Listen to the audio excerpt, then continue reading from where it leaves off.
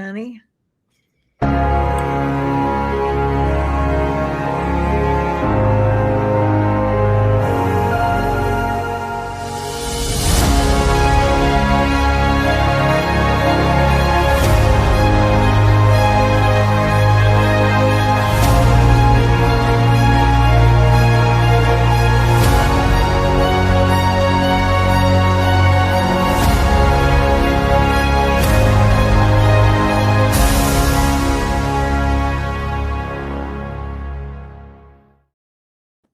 Hi, everybody.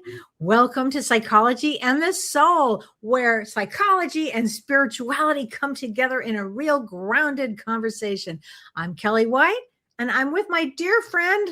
And I'm Dr. Shirley Pellizzeri, and I'm with my dear friend. See, it's just the greatest thing how that works, isn't it, Cheryl? I love how that works. I know. It makes oh my gosh. And we have the best topic tonight, surviving narcissism. Oh my gosh. Shirley and I actually wrote a book on this that'll be coming out in a few months about surviving narcissism, pretty much. Yeah. But before we even get into our topic, I just want to say, I was very saddened to hear about Dolly Parton passing today. Yeah. Oof. Weren't you? Gosh. It was really sad. She was just such a wonderful, wonderful soul. Just loved her. Oh my gosh. People. Yeah. So talented. I mean, just beyond, Yeah. God, she hit your soul. She really did. Her voice and she really did. And she just did so many wonderful things for people. I mean, she really dedicated her life. Real dedication. Yeah. Yeah. So sad about that. Yeah. Well, okay, everybody. But hi, we want to welcome a few people. Hi, everybody. Thanks for joining us tonight. Opposite of what we're talking about tonight. She's the opposite of what we're talking about. Yes. Yeah. Except, thank you for saying that, Shirley. Because I hate to put her in a topic of narcissism. Right. I mean, you're right. There are other people we can put in that topic, but not her. That's for sure. Yeah. She just did so much for the world. Yeah. So when we talk about narcissism, often it is deeply misunderstood because, I mean, how many times have we heard the word, oh, what a narcissist, or someone is selfish and they're a narcissist, or your ex hurt you and you're, whatever, your mother made a comment and, everybody's a narcissist. Yeah. And I tend to go in that direction. I do. Oh, that's a narcissist. I tend to call that out pretty quickly. Yeah. But narcissism is much more complicated, wouldn't you agree, Shirley, than just a social media post or a label? It is. And I think we're using that word so easily that it's taken away from the reality of it, from, the real definition of it. The real definition of it. And so we're interested in something much more important actually tonight, Shirley. What actually happens to you when you are in a relationship that repeatedly makes you question your worth, your perceptions about yourself, your boundaries, and eventually about yourself. And then there's that question, and I have heard this from so many people, I know you have too, Shirley, on the outside, that you are witnessing some of this, and they'll say, well, why didn't you just leave? Right. Okay. I think that question has caused enormous shame because there's so much underneath that. Mm-hmm. And if leaving were easy, most people would have done it a long time before that they got in this situation. Yes. But Shirley, let's start here. Why can an unhealthy relationship become so incredibly difficult to leave? Well, because, we bond with people. We're hardwired to be in connection with people, and all mammals bond. Yeah. And when we bond, it's not that easy to just unbond and walk away, because also the person isn't all 100% bad. It'd be a little easier if the person was 100% bad. But they're not. There's what we call intermittent reinforcement, which is why people get so addicted to gambling, is because sometimes they can be, we'll go through the characteristics, mean, selfish, that kind of thing. But at other times, very affectionate and very loving and so you kind of are waiting for those moments. Yeah. Like the good moments. Right, exactly. And you've lived a life with them, for however long. And you also, have also become attached to what it was going to be, partnerships forever, a lifetime with this person. There's also things that people really enjoy. Okay. And so all that together, especially the bond, makes it extremely difficult to just walk away. I mean, of course, if there are children involved, I mean, there's a lot of things that are involved with this. Yeah, exactly.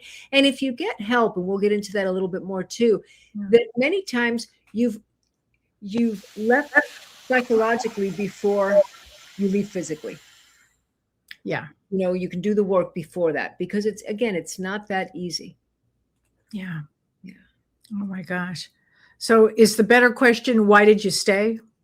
Instead, what happened inside that this relationship made leaving so difficult? That's really a better question to ask.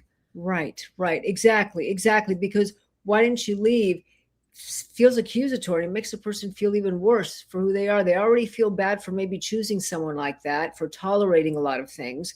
The last thing they want is, well, why didn't you just leave? Because it's not that easy. It's not that easy. And I want to answer this question that we just got, Shirley, because I think this is important before we go even further. Mm-hmm. What lessons would someone learn from the experience of being with a narcissist?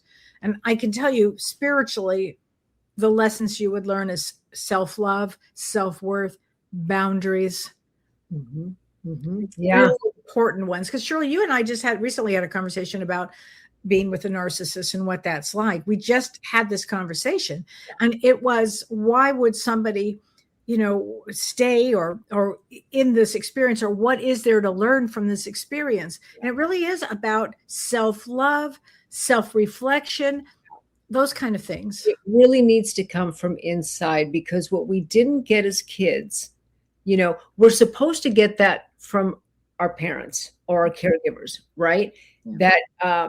That I'm loving, that I'm deserving, that I'm worthy, of being treated well, of all that. When we didn't get it from our parents, which, it's on a continuum, right? Most of us lacking a lot. It needs to come from within. It can't come from somebody else. Yeah, it has to come from within. And yes, empaths need to stand their ground and make boundaries, for sure. Great comment here. That's very true. As an empath, it makes it really, really challenging to do that. And it was funny, Shirley, because the conversation that you and I had was, are all difficult relationships, are they all with, narcissists or personality disorders? The ones that we learn the most from, I think so.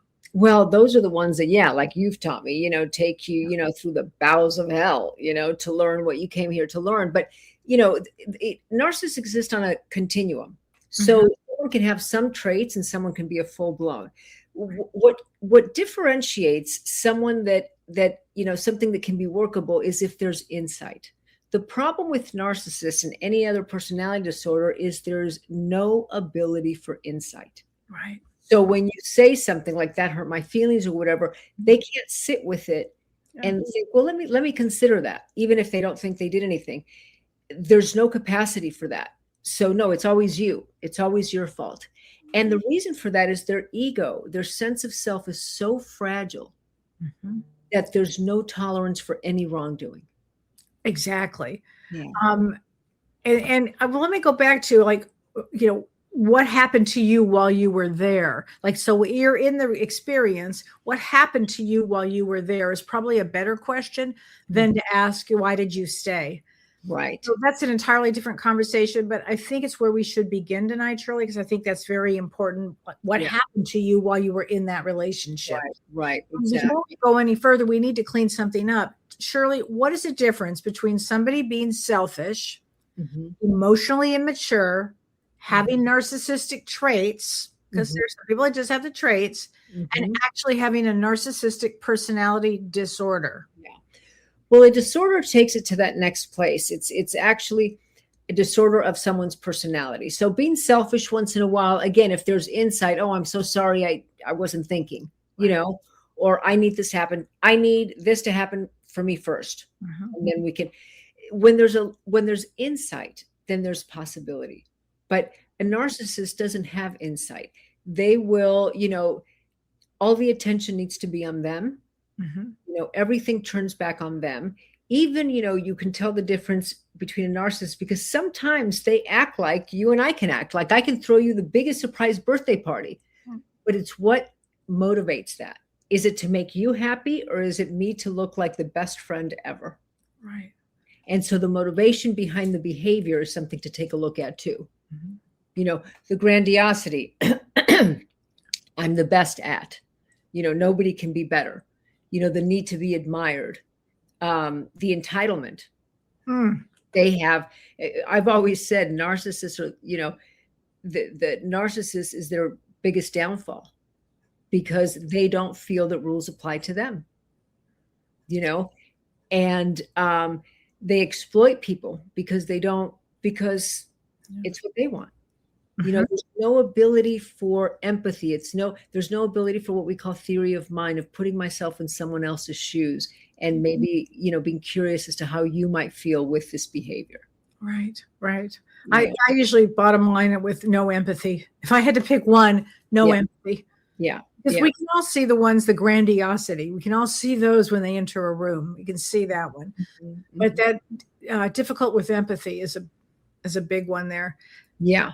They have a really hard time with that. It's almost like they're missing, because their brains are wired differently. It's almost like they're missing that chip. Oh, totally missing a chip. And I told this story the other day, but it's a great story. I know somebody very well who's in her 40s who was dating, and she went on a dating site and she met a fellow. And on the very first date, he walked into the restaurant and he brought this giant bouquet of flowers in. And then he handed her a card. This was date one, handed her a card. And in the card, because she was just kind of overwhelmed with the flowers, in the card was a $500 gift certificate to her favorite spa, because he had looked up online, saw an Instagram post or something about her favorite spa, and gave her a $500 gift certificate. And upon telling me, I said, "Oh, you mean he love bombed you on the first date?" And she said, "Well," I said, "What do you mean? Well, because that's not normal behavior. Normal behavior would have been in 1 year, on their 1 year anniversary. Here you go." That makes no sense. But the second date, she had a second date with this guy, and he did the same thing with a different credit card. And I'm thinking, is he illegally doing something? Like, this seems really way off now. So she decided that she wouldn't date him anymore. And so she wrote him a text, and she said, "I'm sorry, this isn't going to work." And what do you think he did, Cheryl? He blew up. Shocker. Yeah, they cannot take anything that feels like a rejection or a criticism or something. Their sense of self is so fragile. But I love that you're saying this, because those are the telltale signs. Too much too soon. Right. It may feel good, but do not fall for it. And what happens is, and I've been, I think you and I could be considered like the Jane Goodall of it. Yeah, I'll be Diane Fossey. You can be Jane Goodall. For sure. But when you come from neglect, like I came from, emotional neglect, the love bombing can feel so incredibly good that even if you notice it and even if you see it, it feels like a drug. Yeah. And many times you can't say no to that because it feels so good, even if at some level you're aware. But the danger that you go into is you start to bond with this person. And once you start to bond, that's what makes it so difficult to leave. And let me just mention this. You could feel sorry for somebody like that. You can feel sorry for them, especially, I'm talking to you empaths out there. You feel sorry for somebody like that. And maybe there's a trauma bond, Shirley. And could you just explain trauma bond?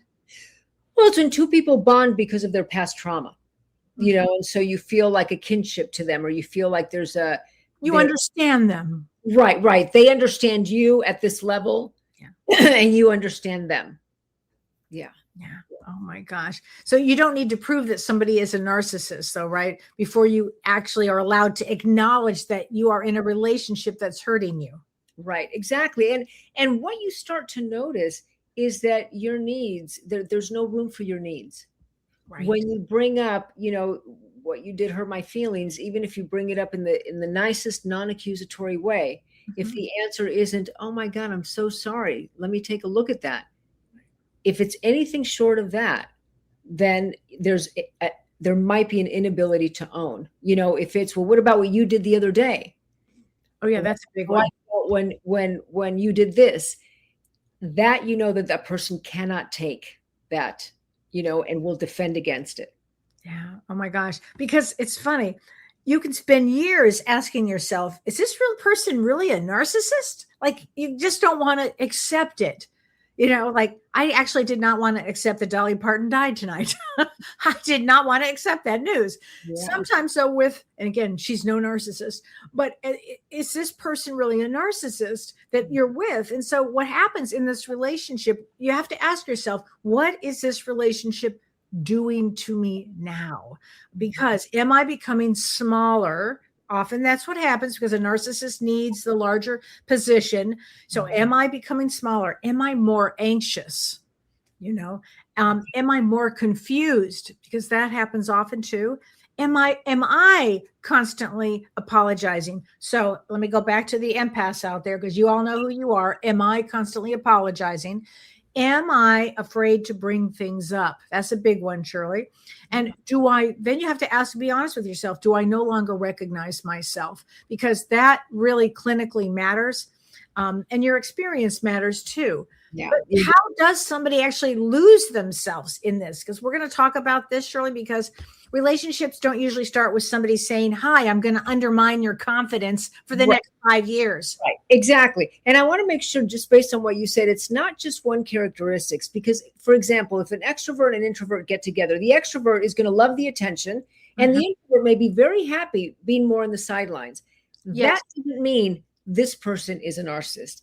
There's a whole bunch of other characteristics as well. So don't just take one thing and then run with it. Right. Yeah.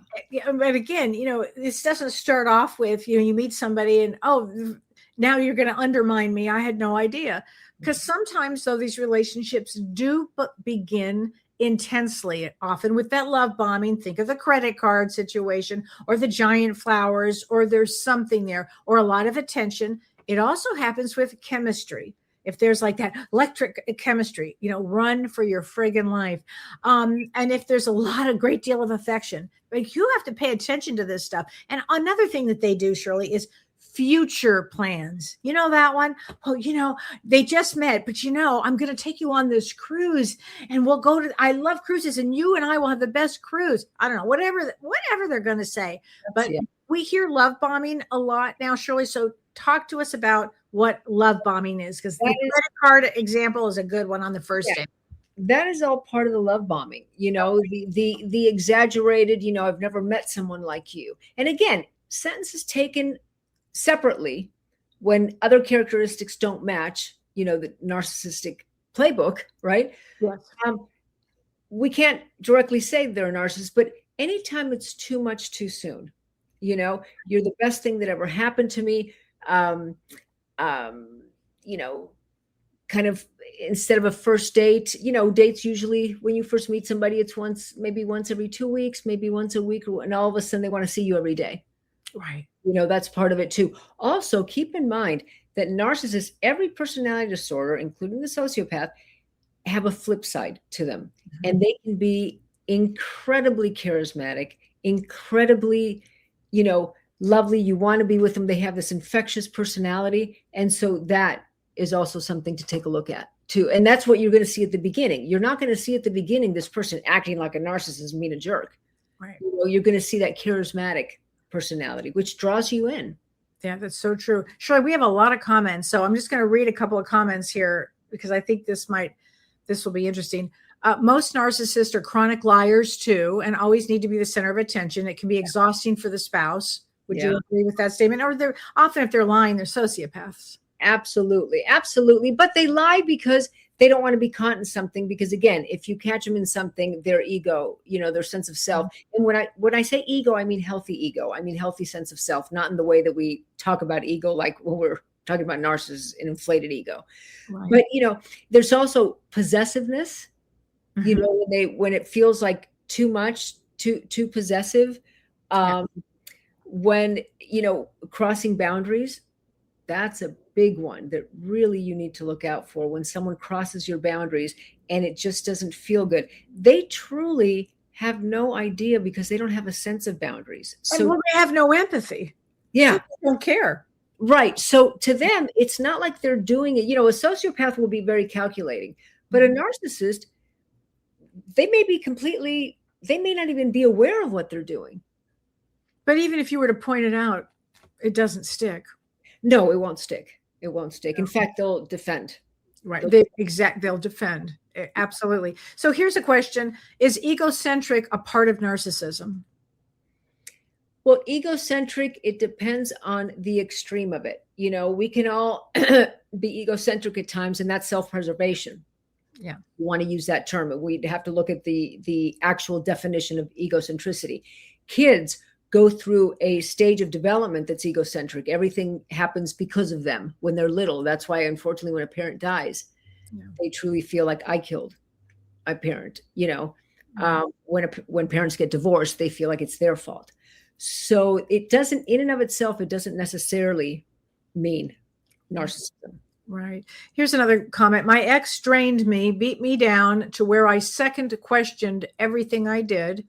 Very selfish person, my ex. He acted ungrateful most of the time, a complainer, stuck and stagnant. Yeah, that tracks with narcissism for sure. And here's a question. Does a narcissist develop from childhood, Shirley? What would make a person a narcissist and others not to become a narcissist? Yeah. Well, they say there's a genetic component.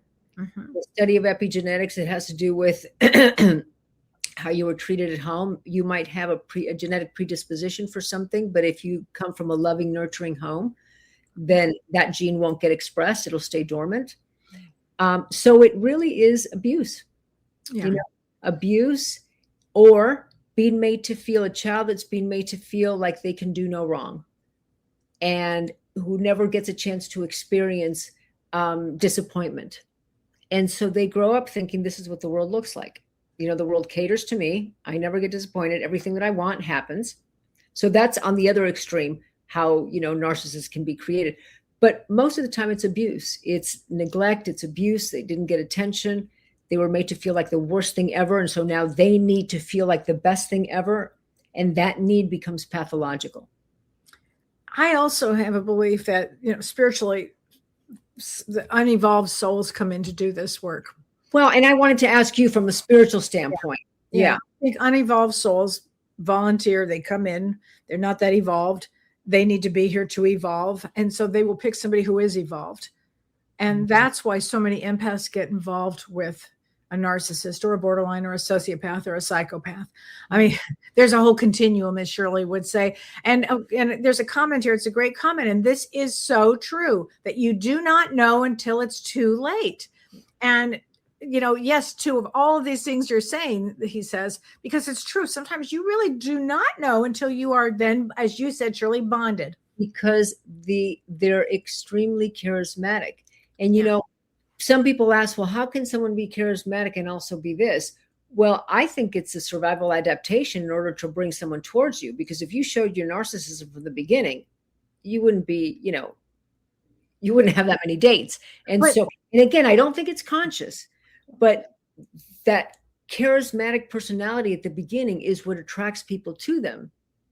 And if you don't pick up on these little cues, like the 40-year-old you were talking about, where, wait a minute, a huge bouquet and a 500 on a first date, that is too much. That's too extreme. So I will often in therapy, or if I'm doing a mediumship or anything that I'm doing, I'll say, did you notice a red flag on the first time you met the person?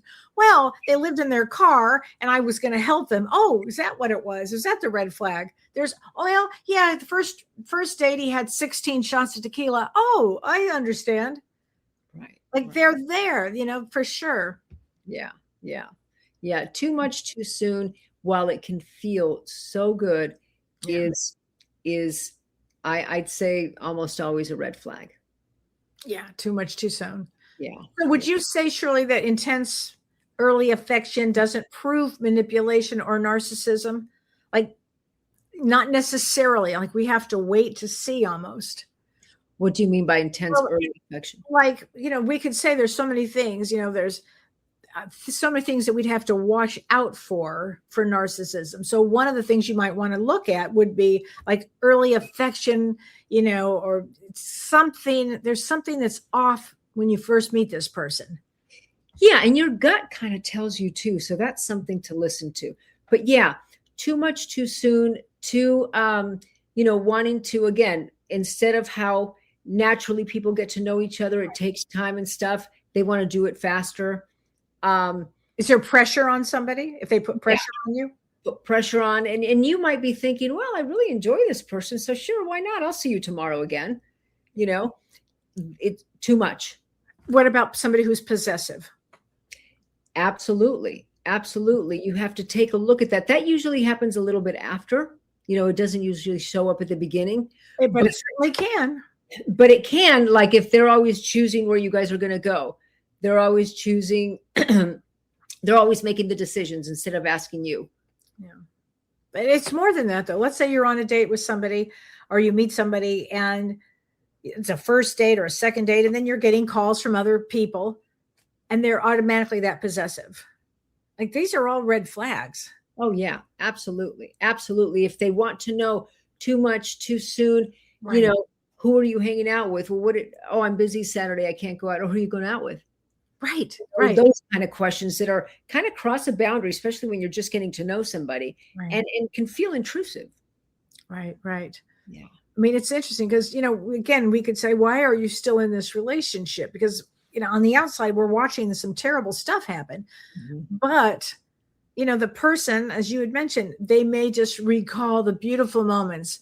And they might be thinking, well, you don't know what I know, or you don't see how loving they were. Or he's just going through a bad period. Or, I know that person, this is what an empath thinks. I see the good in that person. I know that it's really there.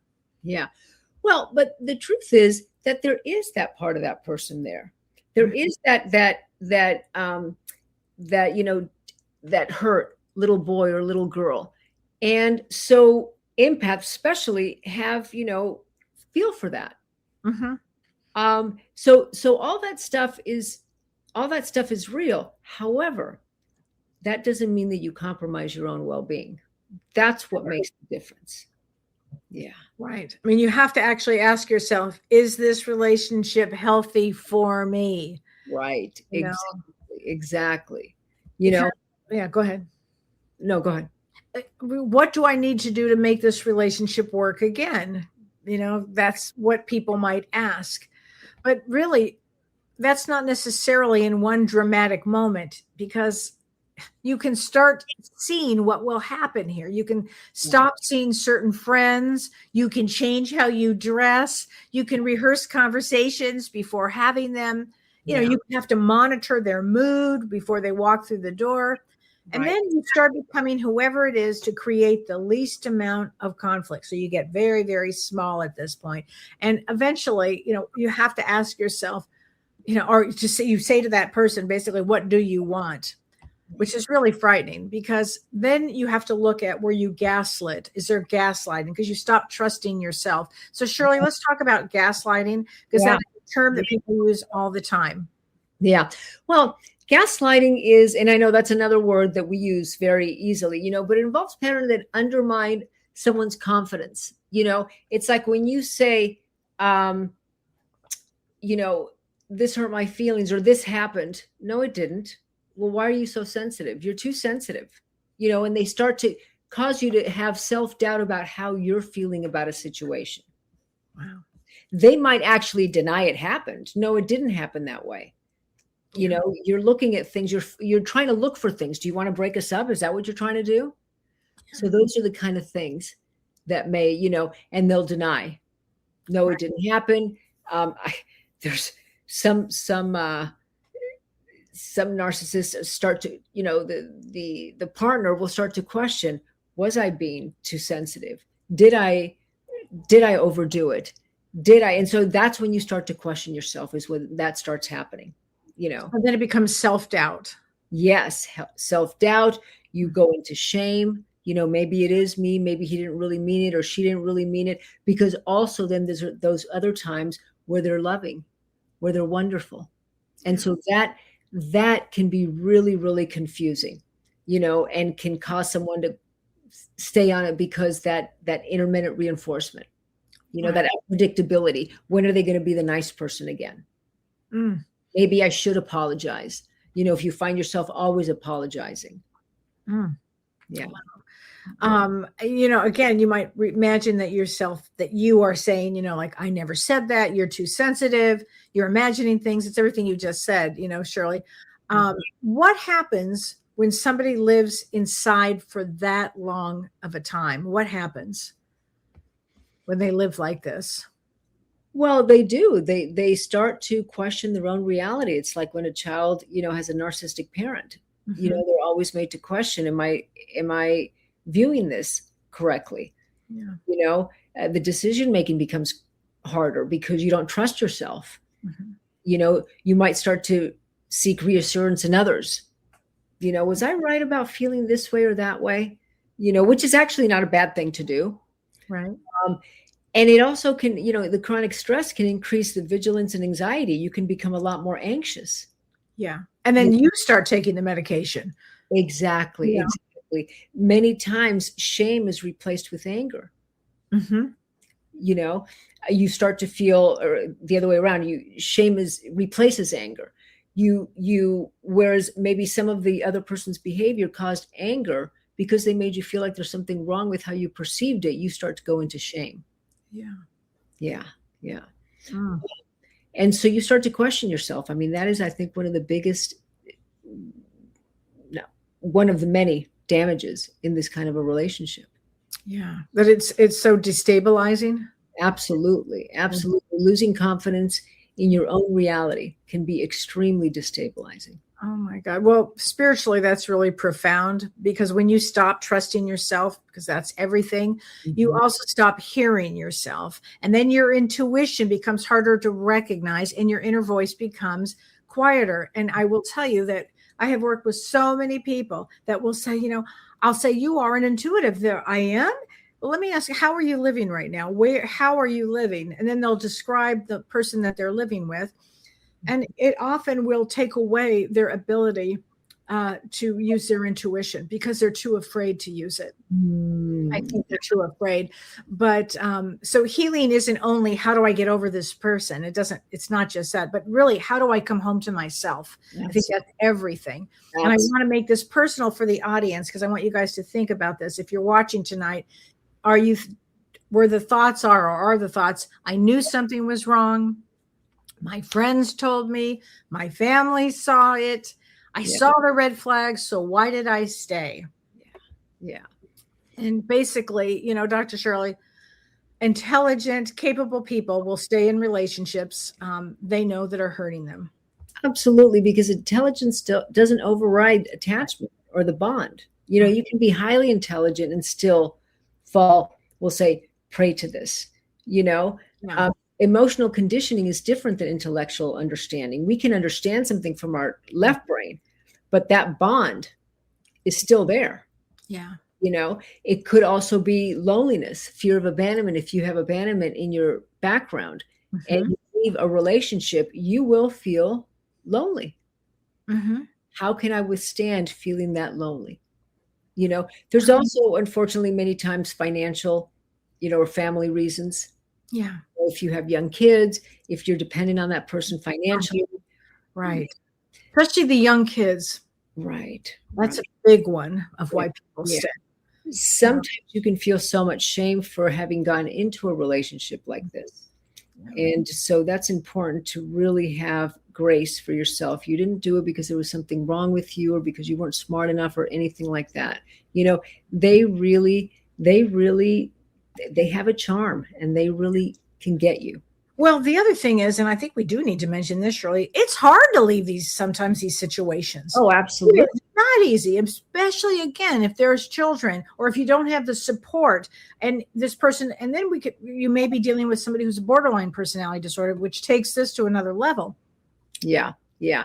It's really hard to leave sometimes. Literally, physically and emotionally hard to leave. And if there's a familiarity there, if you had a parent who was a narcissist, now that feels familiar. And like I've always, I was taught, the brain likes what's familiar. It actually feels safer with familiarity, even if what's familiar isn't the best thing for you. Right, right. So instead of why do I keep going back? How about, what am I going to what am I going back hoping to finally receive? Yeah. Like love, approval. This person's going to change. I mean, I got to say that. Exactly. The person is going to be, who they were at the beginning, because often people think, well, listen, I really believe they're going to change. Oh, okay. Yeah. That's a big one, because and personality disorder.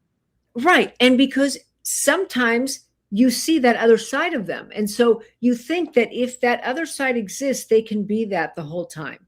Yes. And that's an important thing that I say over and over again when I'm working with someone trying to get away from a narcissist or personality disorder is, yes, that is a very real part of them. Absolutely. But so is the other. Right. You cannot, decrease this just because this is so wonderful. Oh, no, absolutely. Yeah. So here's a comment. There's a lot of great comments, you guys. I really appreciate this. Somebody says they could also be so manipulative that they would go under the radar until you figure them out. Absolutely. And somebody says, when dealing with them, you say just the facts, which is what we've talked about, Shirley, many times. So they can't argue back. That's a big deal. And somebody writes, oof, these talks are always super close to home. Well, not my home anymore. So congratulations to that fellow. I appreciate that comment very much. So here's a good question. Are there more men narcissists compared to women, and why? If so, please. That's so interesting. I'd have to do the research, but the research does show that there's more men narcissists and more women borderlines. Yeah. At least that's what it showed, when I was studying it years ago. Yeah. Why? I'm not sure, because in a lot of cultures, the male is the prized possession. Like in Italy, in my family, my mother suffered a lot because her older brother passed away, and my grandmother would not stop having kids until she had the boy. And so, so that might be a factor. And so the boy then is treated sometimes on a pedestal, who can do no wrong. And, therefore then they believe that that's the way the world is going to treat me. Right. I can't do no wrong. So there's a lot of factors as to why that might be. And then another question, are they often alcoholics or addicts? I would say on my case, yes, Tracy, that's a great question. And yes, I think so, Shirley, but not all the time. Not all the time, no. But yes, I mean, often, but not all the time. Yeah. Yeah. And often they don't get help. Yeah. And again, it's that ego. It's, I can do whatever I want, and I'm not going to get in trouble, and I'm not an alcoholic because I can have 10 drinks and be okay. Their ego is their downfall. Eventually their ego is their downfall. Oh my gosh. Shirley, could you give us kind of a not a specific client, but a situation that you know of where you had this, a person involved in an intense relationship? Yeah. Well, again, when I always ask my single clients to let me know when they meet somebody, if there's someone that they really like, because I can, not being emotionally attached, I can see it from another perspective. And that's why, again, the question is, why didn't you just leave, is so easily said by someone who's on the outside who isn't bonded and attached. Right. But it's, it happens over time. At the beginning, it feels so good because they're so charismatic. I had one client who came in and told me on the first date, the gentleman who was very well off had made reservations to 2 restaurants.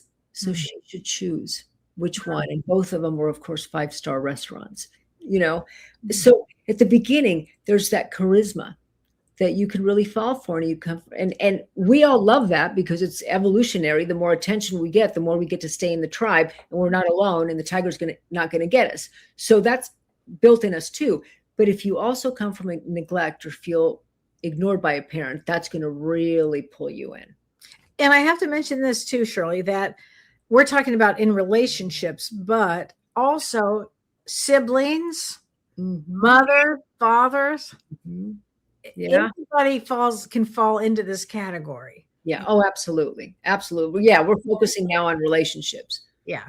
But yeah. Siblings, parents, mother, father. Oh, please. Absolutely. I have one of all of them in my family. Yeah. that's why That's what I'm saying. Jane Goodall, and so at first the person feels deeply valued, but then over time, criticism starts to increase. And if the person is more of a covert narcissist, it happens little by little, very small little times. If it's, just kind of a sloppy narcissist, oh, you're an idiot, that kind of thing. Right. But, and the affection starts to become unpredictable. Mm-hmm. Sometimes you get blamed for something, or if you're kind of in a, you came home from work and you're really stressed out, well, what's wrong? Why are you treating me that way? There's something wrong with you because you're stressed. They take everything so personally. Right. That's so true. And other people can start seeing it. And so I have one of my couples therapist trainer who always said, we wait too long to have our friends meet the person that we're dating. Because we don't think it's appropriate. It's too soon and stuff. But your friends can really kind of clue you in on what they see, because they'll see it from a different perspective. Yeah, that is so true.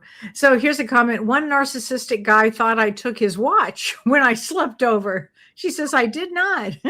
A year later, a mutual friend passed away. I ran into this said narcissist and he apologized, saying, I need to let you know that so-and-so died and they found him wearing my watch, the one that I thought you stole. She said, I was so pissed that he thought I took it, that she made him donate to her charity. That's very, very funny. That's hilarious. But how wonderful that he was able to own it. See, that's owning. So then the prognosis is a little bit better. The other thing with narcissists is they can be what we call delusional. Totally. So if they decide that what you did was because of X, Y, and Z, that's the story in their mind. And that's what they're going to argue against. And that's what they're going to accuse you of. Mm-hmm. And even if you know the story to be completely different, they've created the story in their mind, and that's what they're accusing you of. And so the best thing to do in those cases is, because we fall into kind of like an accuse, defend. Well, you did this. Well, no, I didn't, because I was going, I'm sorry that's the way you see it. Yeah. That's not what happened. And I'm sorry that's the way you see it. And you end it. You don't continue to, to defend from accusations. Right. Somebody writes, I let somebody tell me what I thought, what I felt, and what I knew. I completely lost myself believing that this person was caring for me in doing so. Well, thank you for saying that. And that often is what happens in these relationships. And then we fall into this relationship. Right, exactly. And it happens so subtly. You go and, I don't know, you're clothes shopping with them and you like this, this red shirt. And they say, no, the blue one looks much better on you. You're a blue person. I don't know why you would wear red. And so you think, oh, I don't know, maybe I look better in blue. And again, so it's not obvious at the beginning. It happens very slowly, very slowly. Shirley, here's a question. What do you say when someone can't see the person as toxic, but you know that they are, with your friends, basically? That's a tough one. I've spoken up. I know you've spoken up, but it still happens.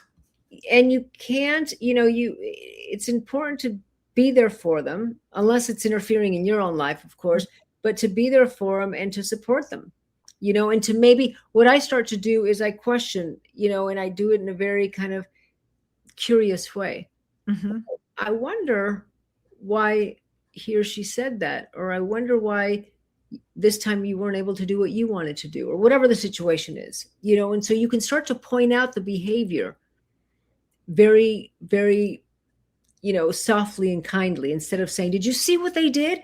That's not good. That's not right. Because then the person's going to defend them. Keep in mind, they are bonded. Right. It's so true. This is a situation that I know many people have had. She says, I've had to distance myself from my own daughter, who is married to a narcissist.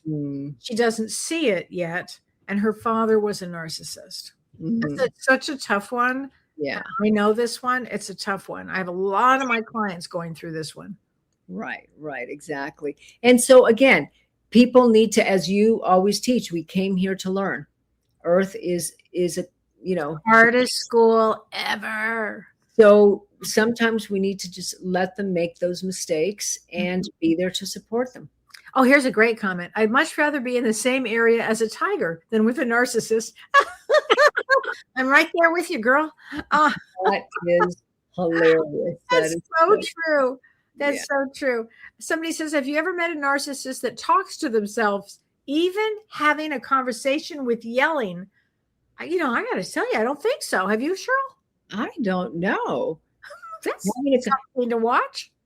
talking to themselves. I don't know if that necessarily just qualifies as a narcissist. One of my teachers, I think is a joke, would say, talking to yourself is okay. When you start to respond to yourself, that's where there's a problem. Right. That's so true. Now, here's a question, Shirley. What's wrong with me? Why do I miss somebody who hurt me?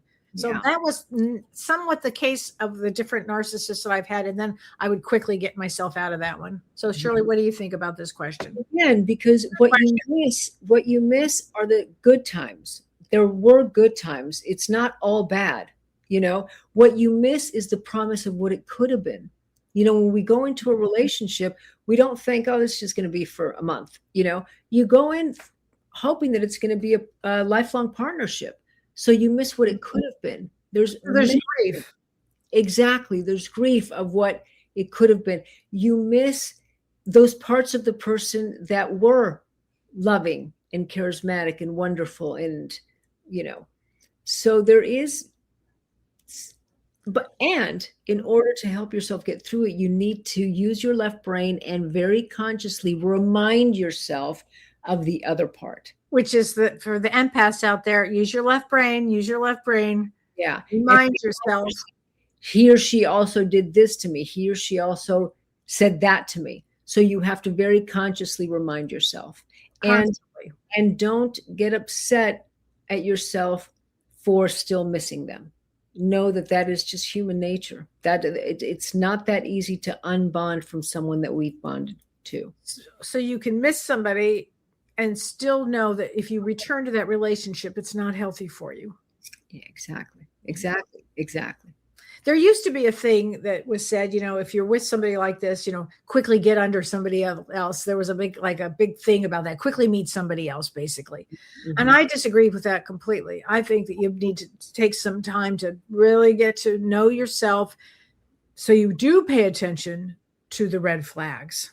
Right. Well, especially if it's a pattern.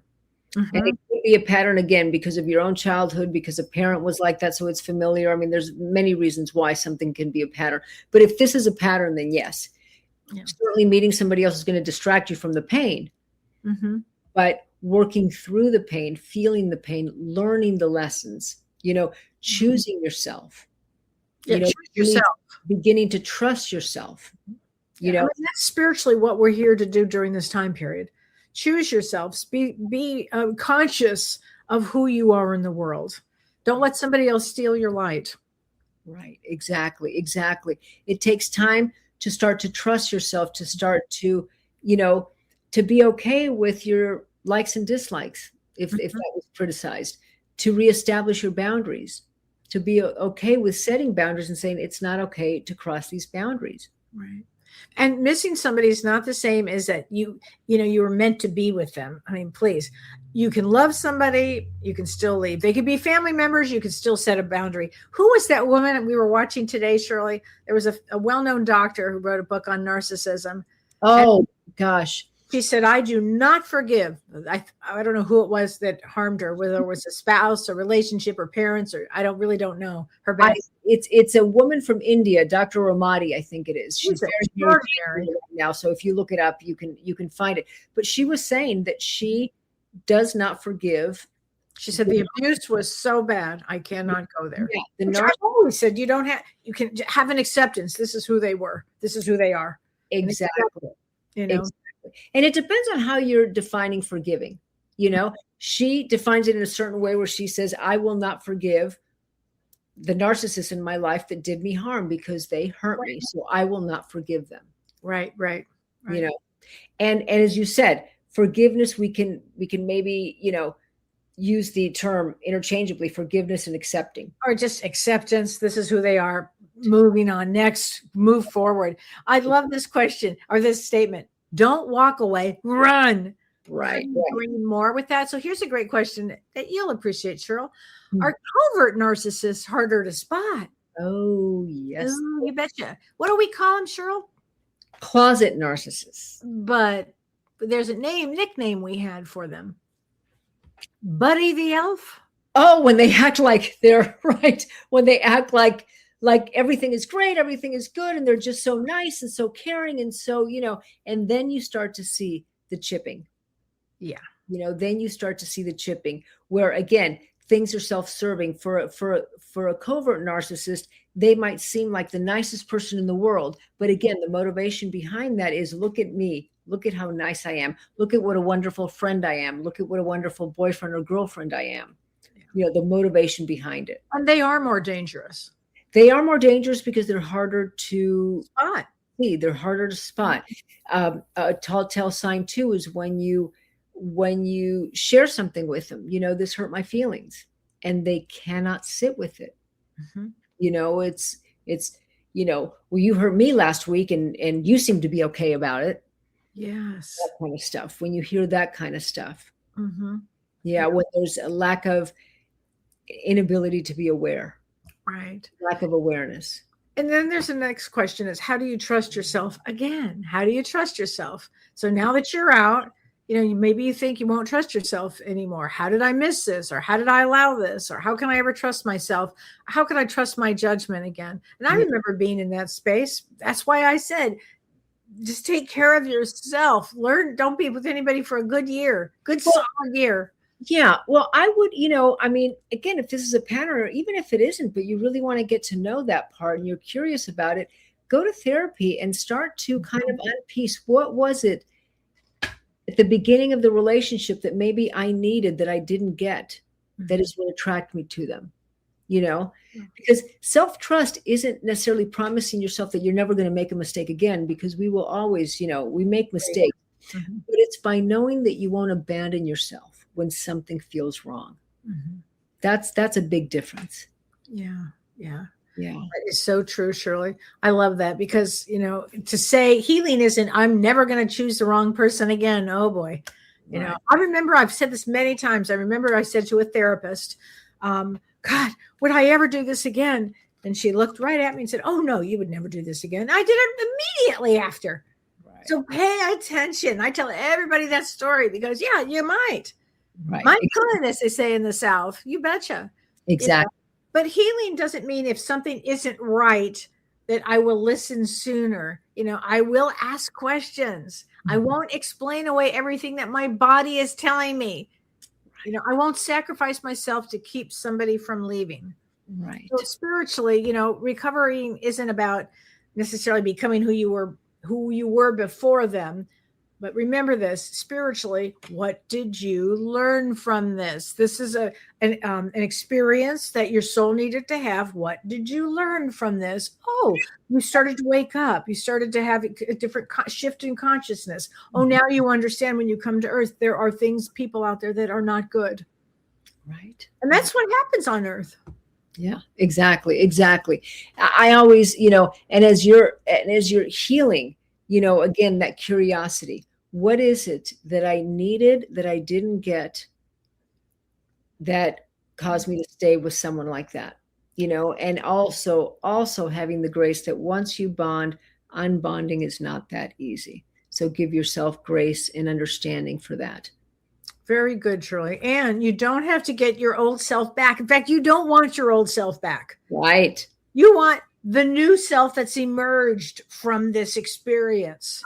Exactly. Okay, that's who you want, Oh my gosh, and I want to make sure that, people understand here that if you've survived these kind of things, or if you're in them now, start asking yourself some questions and then possibly work with a therapist if you need that, because you may need some extra additional help in this situation.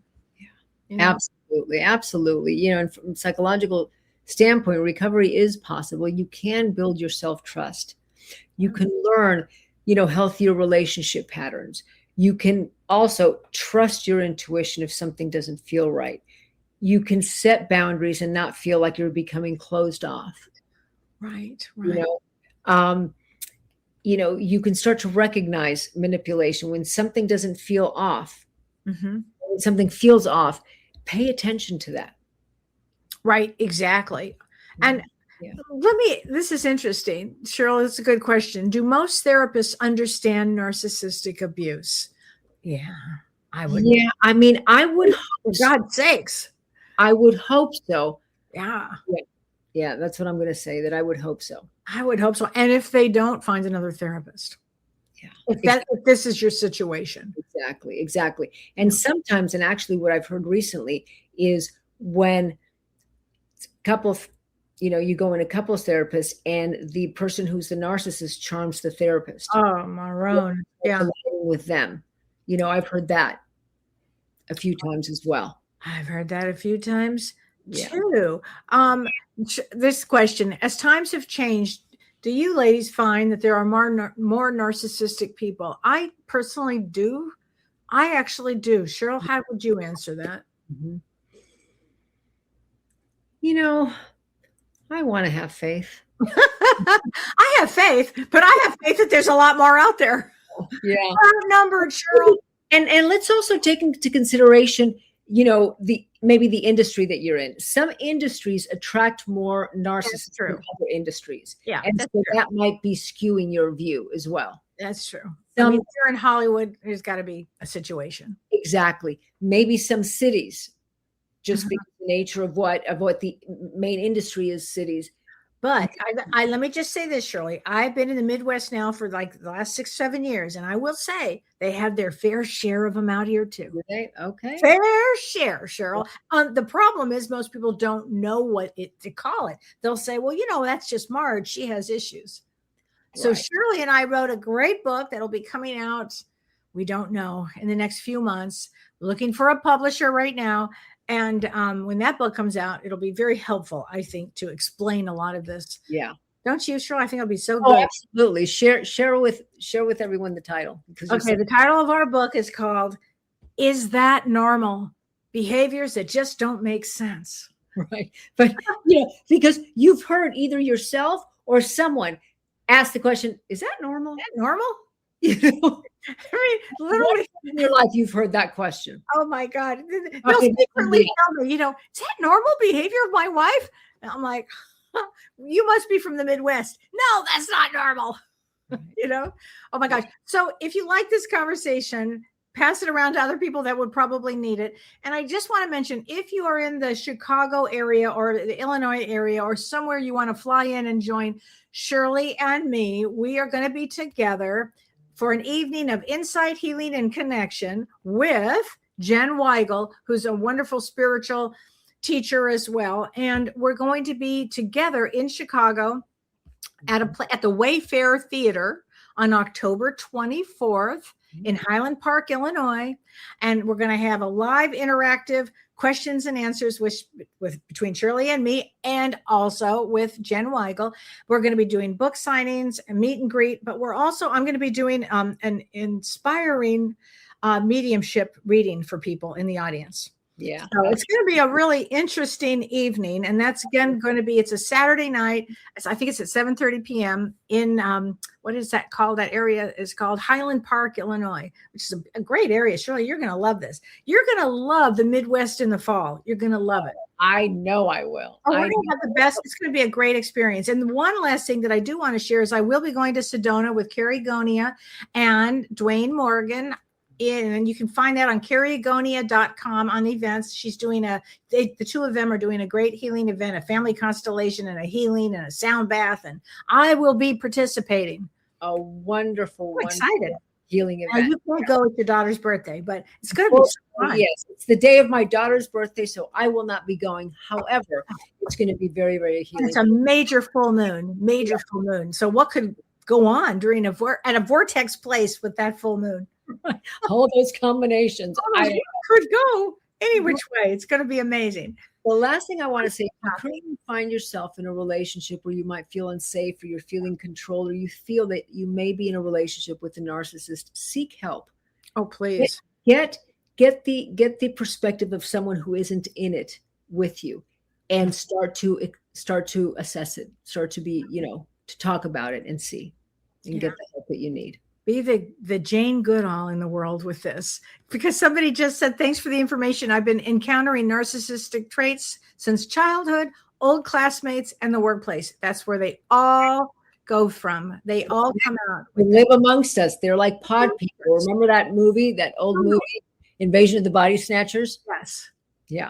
That's it. That is us. Oh my gosh. Well, take care, everybody. And then Thursday, I have to mention this Thursday at the Eclipse, seriously, James Van Prague is going to be my guest. So it's going to be so fun, right? It's so fun to have James on. And so that's going to be great. And then next week, Shirley, you and I have a great guest that's a hypnotist, which is going to be really fun. So join us next week and join us this Thursday. So take care, my friends. Have a great week. See you Thursday. Bye. Have a great week.